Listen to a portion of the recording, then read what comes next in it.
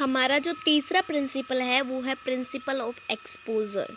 ठीक है, तो पढ़ते हैं लाइन टू लाइन। थोड़ा सा आपको दिखने में प्रॉब्लम हो सकती है तो थोड़ा सा एडजस्ट कर लीजिएगा, बाकी मैं बोल रही हूँ शायद आप लोग सुन पा रहे हैं।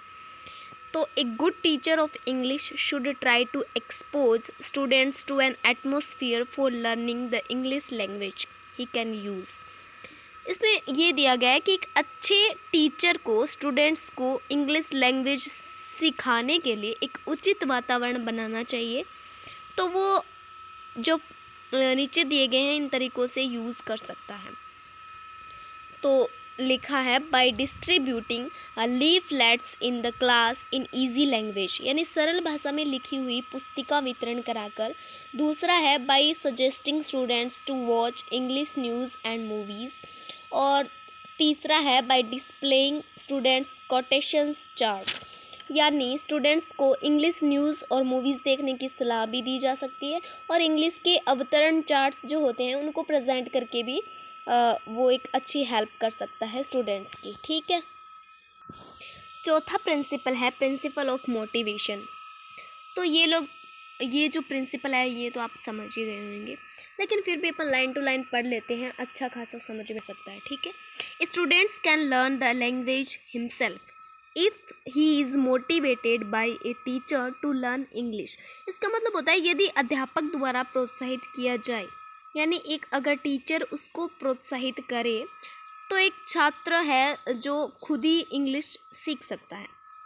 ठीक है, फिर आगे लिखा है generally a person has an inner desire to learn his mother tongue in order to express his ideas, but there is no such desire to learn English, so the teacher must motivate the students to learn English. इसका मतलब ये है कि साधारण रूप से प्रत्येक व्यक्ति में अपनी मातृभाषा सीखने की जो इनर डिज़ायर होती है, यानी आंतरिक जो इच्छा होती है वो होती है, लेकिन अगर ऐसी ही इच्छा अंग्रेज़ी सीखने में नहीं होती तो वो शायद इंग्लिश सीख नहीं सकता। इसलिए विद्यार्थियों को अंग्रेज़ी भाषा सीखने के लिए अध्यापक द्वारा मोटिवेटेड करना ज़रूरी है। ये चौथे हमारे प्रिंसिपल में दिया गया है।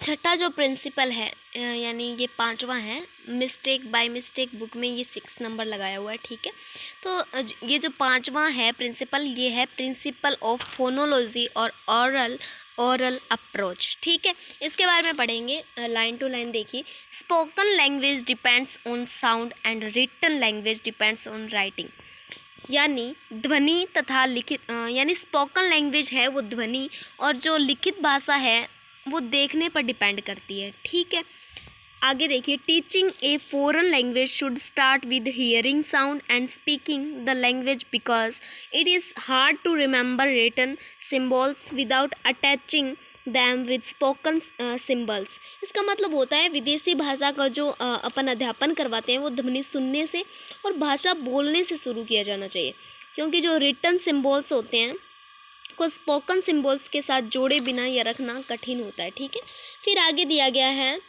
oral practice is the quickest way of learning a language, so the students should be given sufficient practice in spoken English. It is very beneficial to the student.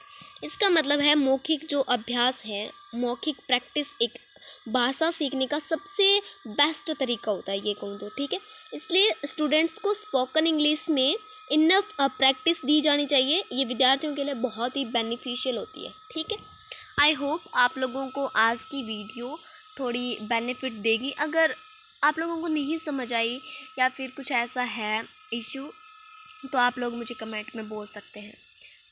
ठीक है, थैंक यू, धन्यवाद।